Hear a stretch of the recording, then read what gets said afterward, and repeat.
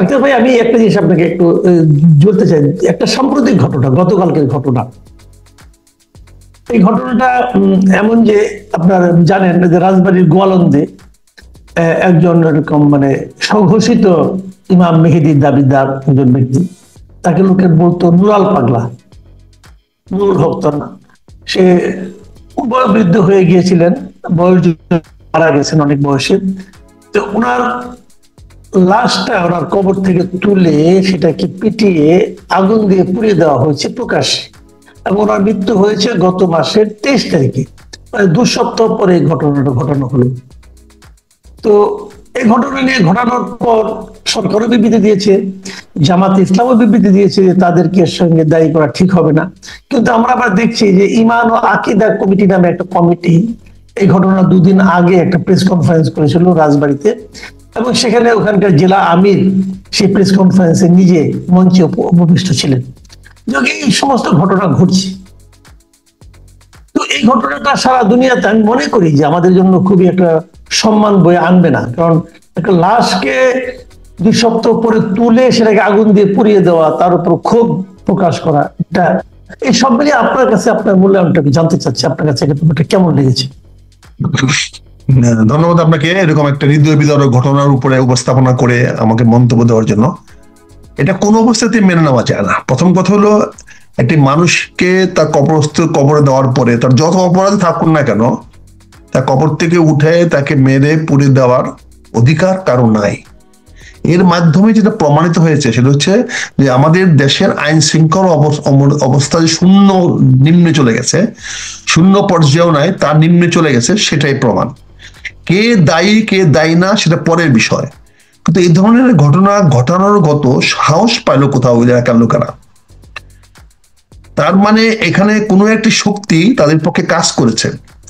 দেখেন, আমাদের দেশে এরকম নুরা পাগলা, নুরু পাগলা, এই ধরনের পাগলা তো আজকে নতুন না, অনেক ধরে চলতেছে, পাগলামি চলতেছে। আমরাই তো দেখবেন আপনি হাইকোর্টের মাজারে গিয়ে দেখবেন আপনি বড় বড় সাহেবরাও মানত করেন। আমাদের এখানেও তো বিভিন্ন বিভিন্ন জেলাতে বিভিন্ন জায়গায় আছে মাজার, বাংলাদেশের গড়ে উঠছে। এই মাজার একটি বাংলাদেশের একটা ধর্মের একটা অংশ হিসেবে গড়ে উঠেছে।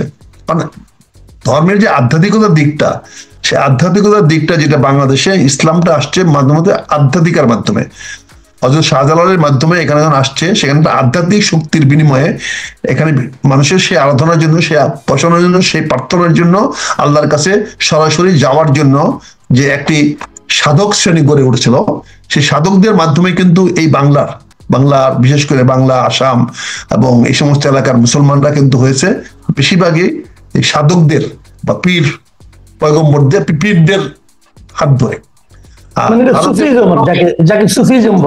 সুফিজম বলা হয়, যেটা ইয়েমেন থেকে যেটা প্রচলিত হয়েছে, ইয়েমেন থেকে সেখানে আসছে।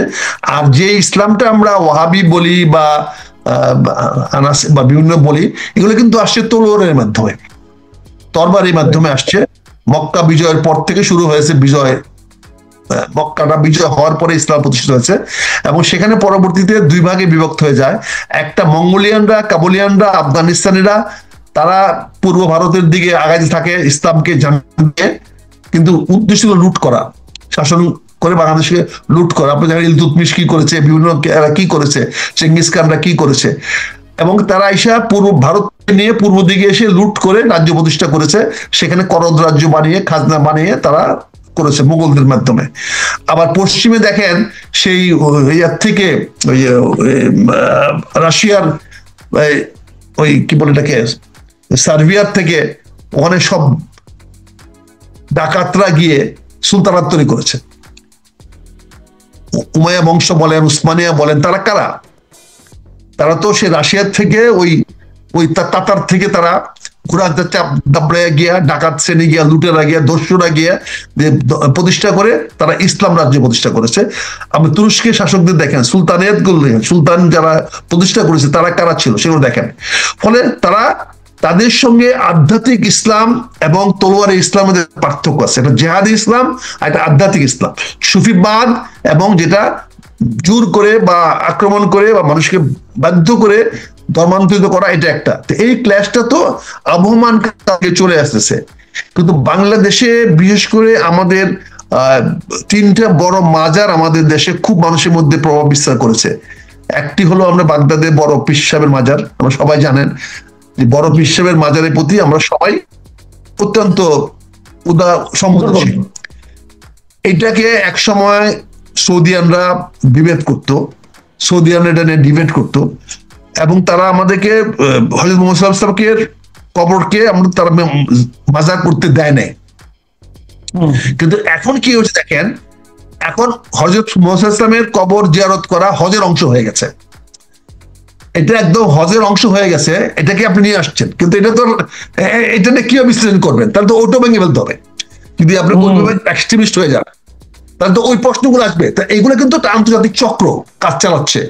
আপনি ধরেন যে আজকে আমাদের কথাতে কথা বেড়ে যায়, তা আজকে যদি ওখানে গিয়ে আরবেনরা চুমা মারতে গেলে বাড়ি মারে, কিন্তু ওখানে তো সেজদা করে, ইরানিয়ানদেরকে সেজদা করে। অনেক অনেক লোকের আছে ওখানে গিয়ে, অনেক ইসলামিক মাযহাব আছে যারা ওখানে গিয়ে সেজদা করে। ওরাও তো এখানে আইসা ওখানে সিরাতুন নবী বলে পালন করি আমরা। তো সিরাতুন নবীও তো আমরা, যেখানে হযরত মুহাম্মদের জন্ম মৃত্যু দিবসের কোনো পরিষ্কার স্পষ্ট নাই, সেখানে আমরা সিরাতুন নবী দিন পালন করি। তো ওনার জন্ম এবং ওফাত দুইটা একদিন, কিন্তু আমরা সেটা সিরাতুন নবী অত্যন্ত ঘটা করে পালন করি। তো এটার মধ্যে যতটা ধর্ম তার চেয়ে ব্যবসা আছে। আজকে বাজারও যতটা ধর্ম তার চেয়ে ব্যবসা এখানে কাজে লাগতেছে বেশি। এখানে আমাদের মসজিদ গুলোকে এখন দেখুন ব্যবসা কিন্তু বানিয়ে ফেলা হয়েছে। দেখেন বড় বড় মসজিদ বানিয়ে অনেকে ব্ল্যাক মানিকে রেগুলাইজ করতেছে। আপনি সবচেয়ে মজার জিনিস দেখবেন, হাইকোর্টে যদি যান আপনি দেখবেন হাইকোর্টে কিছু প্যানেল করার, মানে হাইকোর্টে কতটা ক্ষমতা আছে যে অর্থদণ্ড করার। তাৎক্ষণিকভাবে কিছু অর্থদণ্ড উনি করে দিলে, হাইকোর্ট অর্থদণ্ড করে দিলে সেই অর্থদণ্ডের বিনিময়ে আপনাকে মাফ করে দেয়। অনেক মামলার মাফ করার জন্য, মার্সি করার জন্য করে দেওয়া হয়। দেখা গেল যে ওই অর্থদণ্ডটা সরকারি কোষাগারে জমা হয় না, হাইকোর্টের ম্যাজিস্ট্রেট জজ সাহেব বলে দেয় যে আপনি একটা কোনো মসজিদে না জমা দিয়ে আসেন, জমা দিয়ে আসলে পরে এই আপনার এই ক্ষমা, একটা মানে আইনের মধ্যে লেখা আছে যে হাইকোর্টের জজ সাহেব একটি জরিমানা করে ক্ষমা করে দিতে পারবেন। জরিমানা করে তো কোষাগারে যাবে, কিন্তু সেই কোষাগারের কথাটা নাই বলে এই সুযোগটা নিয়ে কি করছে, হাইকোর্টের জজ সাহেব বলে দিচ্ছে। আর সঙ্গে সঙ্গে পেশ কানে কানে বলে দিচ্ছে যে স্যারের বাড়ি হলো হবিগঞ্জের ওই জেলায় থানায়, ওখানে একটা মসজিদ আছে, ওই মসজিদে একটা দিয়ে এসে রেজিস্ট্রিটা নিয়ে আসেন। বুঝতে পারছেন? পরীক্ষিত আমরা দেখতে পারবেন না, বাস ওই চলে যাবে মসজিদে, ওখানে গিয়ে ওটা দিয়ে চলে আসবেন। বুঝতে পারছেন না? এইভাবে তো কালচারটা শুরু হয়েছে। কোনো না কোনো স্মার্ট জাজ সাহেব হয়তো এটা চালু করে দিয়ে গেছেন যে ঠিক আছে জরিমানাটাকে না করে আমার গ্রামের গরিব মসজিদটাকে দিয়ে দিই। এখন বাংলাদেশেও কি হয়েছে, এই মসজিদ শিল্পটা গড়ে উঠতেছে। এই মসজিদ শিল্প গড়ে ওঠার পিছনে এখানে দেখেন মসজিদ ইমাম সাহেব এখন একটা ভালো পদ হয়ে গেছে। এরশাদ সাহেব এটাকে চাকরি দিয়ে গেছিল, বেতন বুক করা হয়েছে, তারা বেতন বুক করেন। তো এখন কে বলবে যে ইমাম সাহেবের তো নামাজ ফরজ, তো নামাজ পড়ার জন্য বেতন পাবেন কেন? এই প্রশ্ন করার অধিকার প্রশ্ন করলে কি আমার রাখবে কেউ? বলেন। উনি তো অন্য পেশা নিতে পারতেন, উনি তো ওখানে মক্তব চালাতে পারতেন, উনি তো এখানে সামাজিক দায়িত্ব পালন করতে পারতেন, সেটার জন্য উনি আয় রোজগার করতে পারতেন, উনি পল্লী চিকিৎসক হতে পারতেন, উনি একজন কৃষি বিষয় হইতে পারতেন, এবং 5 ওয়াক্তের নামাজ উনি পড়াইতেন। এটা ওনার ডেডিকেশন, এটা ওনার ত্যাগ, ওনার নিবেদন, সেবা করতে পারতেন, সেটা করে নেই। আজকে মাজার গুলোকে নিয়েও অনেকের একটা ব্যবসায়িক অবস্থা তৈরি হয়েছে। সব মাজার ভালো যেমন বলা যাবে না, সব মাজার খারাপ তাও বলা যাবে না।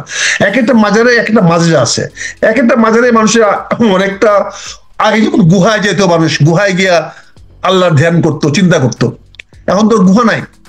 তো অনেকে মাজারে গিয়ে চুপ করে বসে থাকে, মাজারে গিয়ে এক ধরনের ধ্যান করে। অনেকে যায়, আপনি যদি হযরত শাহজালালের মাজারে যান, ওই বাজিদ মুস্তামিতে যান, এগুলো দেখবেন অনেক মানুষ চুপ করে গিয়ে গাছের নিচে বসে বা ওনার কবরস্থানে বসে কান্নাকাটি করতেছে, আল্লাহ আল্লাহ করতেছে। দুনিয়াটা ভুলে থেকে তার মনে কষ্টগুলো, তার মনে শোক গুলাকে ভুলে থাকার জন্য ওখানে ওখানে বসে সে আল্লাহর নামে জপতেছে। আল্লাহর নামে জপে সে তার যে দুঃখ কষ্টগুলা, তার যে বঞ্চনাগুলা, তার যে ব্যর্থতাগুলা, সেটা সে ভুলতে চায়। ভুলার জন্য বাইরের পরিবেশ না পায় সে হয়তো মাজারের পাশে গিয়ে কান্নাকাটি করে, হয়তো উসিলা ওই মাজারের, যার মাজারে যাচ্ছেন তিনি, কিন্তু সে তো চাচ্ছে আল্লাহর কাছেই। সে তো ক্ষমা তো ওই মাজারের ওই আমার হুজুরের কাছে চাচ্ছে না, বা যার মাজার তার কাছে ক্ষমা চাচ্ছে না, সে আল্লাহরকে সেই সূরা ফাতিহাই পড়তেছে, সে ওই কুল হু আল্লাহই পড়তেছে, সেগুলা পরে করতেছে। কিন্তু আজকে কিছু পেশাজীবী মানুষ, আমি যেটা মনে করি এই মাজারটা ভাঙ্গার পিছনে মূল কারণ হতে পারে আমার ধারণা, সেটা হচ্ছে উনাকে যেখানে মাজারস্থ করা হয়েছে জায়গাটা হয়তো ডিসপিউটেড, হয়তো জমিটা। এখানে ঘটনাটা বলি, ঘটনাটা হয়েছে এই কারণে যে উনি আগে থেকে বিতর্কিত ছিলেন, এই কারণে যে উনি নিজেকে ইমাম মেহেদী দাবি করতেন এবং উনি ইসলামের যে প্রচলিত যে ধ্যান ধারণা অনেকগুলি উনি বিরোধিতা করতেন। উনি কোরআন শরীফেরও সমালোচনা করতেন এবং মৃত্যুর পর উনি বলেছিলেন ওনার লাশটা মাটির উপরে থাকবে এবং এই জন্য ওনার কবরটা দেওয়া হয়েছিল মাটি থেকে কয়েক ফুট উপরে, সমতল থেকে কয়েক ফুট উপরে। তো এই বিষয়গুলো নিয়ে আসলে আপত্তি ছিল এবং যে কারণে এটা হয়েছে আর কি। বোঝাই গেল যে উনি একটা ডিসপিউট তৈরি করে গেছেন, একটা বিতর্ক তৈরি করে গেছেন। অর্থাৎ উনি চেয়েছেন যে ওই আমাদের পুরো গল্প আছে একটা, গল্পটা হলো যে এক বাবা চুর দিকে ডেকে বলছে, বাবারে আমি তো চুরি চামারি করে না, আমি অনেক বদনাম করে গেছি না, তোরা না আমার বদনামটা দূর করিস না, তারা যেন তোদেরকে যেন আর ওই চুরের পোলা না বলে, বুঝছেন না, তোরা আমার নামটাকে বদলাইছে। ছেলেরা বলছে, বাবা তুমি চিন্তা করো না যে আমরা তোমার নাম আমরা মুছাই দেব। চোর মারা যাওয়ার পরে চোরের 3 ভাই মিলে বাবা কি করবি, ও চৌরাস্তার মোড়ে বাবার পাশে দিয়ে ঢুকাই দিয়ে লটকে থয়ে দিয়ে ওখানে।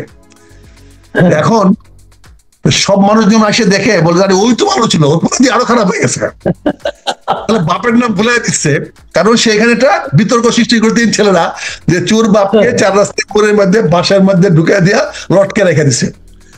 এখন পীর সাহেব নিজেকে প্রতিষ্ঠিত করার জন্য, সক্রেটিস হওয়ার জন্য, বা ওই ওই যে যীশু খ্রিস্ট হওয়ার জন্য, যে যীশু খ্রিস্ট ক্রুশবিদ্ধ করছিল, তোরা আমাকে রাখিস, তার মানে বিতর্ক করেছে। এটা নিয়ে রাষ্ট্র চেতনা চিন্তার কথাটা কি না, সত্য কথা হলো কি, আমি ধরে নিচ্ছি ওনার কর্মকাণ্ড খুবই বিতর্কিত এবং খারাপও বটে, আমি ধরে নিচ্ছি এটা সমাজে এক ধরনের বিভ্রান্তি তৈরি করবে। বাট সবকিছুর পরেও ইসলামে তো লাশ নিয়ে এই ধরনের যে আপনার লাশ নিয়ে কেন, আপনি লাশ তো লাশ মানে মানুষের লাশ কি হয় না, সে তো মানুষ নামে পরিচিত লোক না, সে তো কন্ট্রোভার্সিয়াল বিতর্কিত না, সব ঠিক আছে।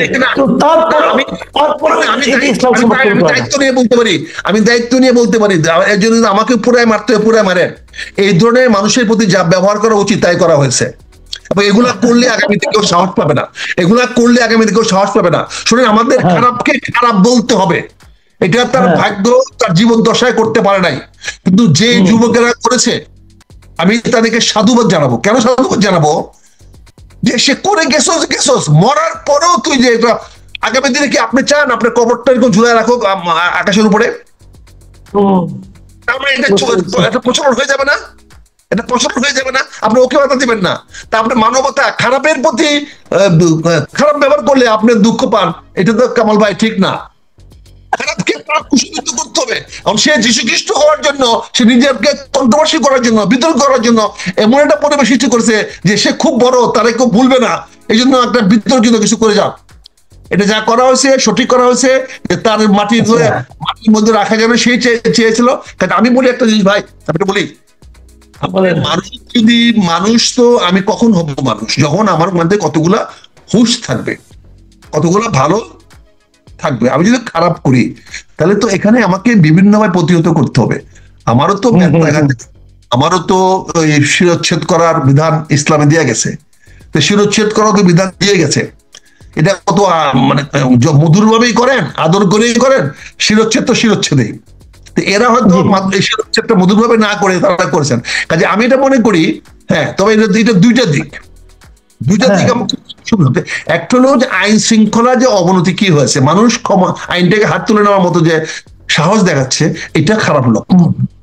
আর দ্বিতীয় লক্ষণটা হলো যে অন্যায়কে মানুষ সবসময় মেনে নেবে না, একটা সময় আসবে অন্যায় প্রতিহত করবে।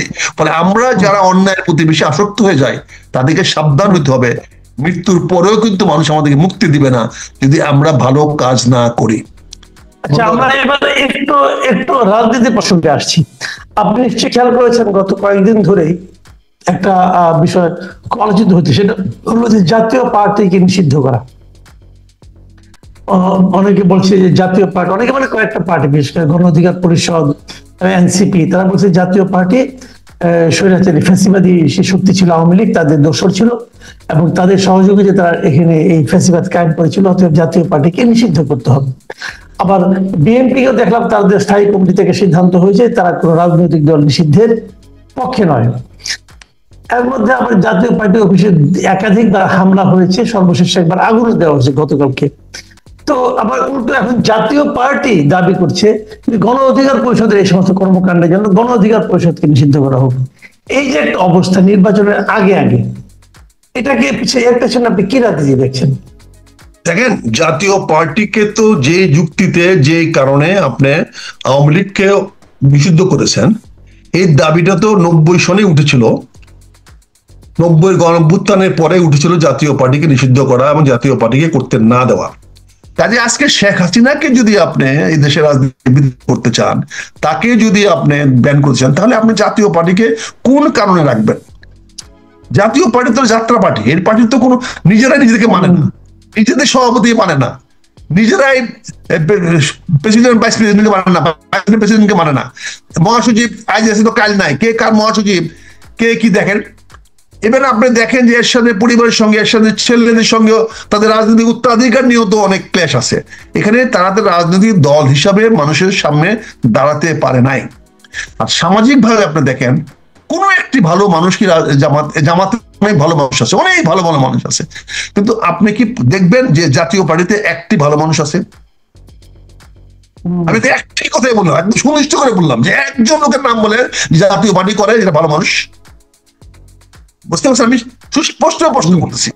কাজে সেই তুলনায় রাজনৈতিক কারণে হয়তো বিএনপি মনে করে যে ঠিক আছে, আমি যদি আজকে রাজনীতির কি বলে নিষিদ্ধ কথা বলি, তা আমি তো আওয়ামী লীগকে নিষিদ্ধ কথা বলি নাই, এখন জাতীয় পার্টিটা কেন বলবো? তার স্ট্যান্ড পয়েন্ট অফ ভিউতে সে ঠিক আছে, সে সঠিক আছে, সে কোন রাজনৈতিক দলকে নিষিদ্ধ করার পক্ষে না। তবে এখন যে জিনিসটা মনে করি, জাতীয় পার্টিকে নিয়ে আমাদের ইস্যুটাকে এখন এটাকে অপ্রাসঙ্গিক করে দেওয়া উচিত। জাতীয় পার্টিকে আর রাজনীতির প্রসঙ্গে আমার দরকার নেই। যেখানে মূল শক্তি আওয়ামী লীগ, যেটা মানে ফ্যাসিস্ট শক্তি আওয়ামী লীগ, তা আওয়ামী লীগ শক্তিকে প্রতিহত করার জন্য এখানে যে কোনো অবস্থাতেই যেন ফ্যাসিস্ট বিরোধী শক্তিতে কোনো অনৈক্য সৃষ্টি না হয়, এখানে তারা যে ঐক্যবদ্ধ থাকে, তাহলে কিন্তু আগামীতে এরা চলে আসবে। আর জাতীয় পার্টি ইস্যুটাকে আমি অনুরোধ করবো আপনাকে যে ইস্যুটাকে আমরা চলেন অপারেশন করে ফেলি, কারণ এদের মধ্যে জাতীয় নেতৃত্ব দেওয়ার মতো একটি লোক নাই।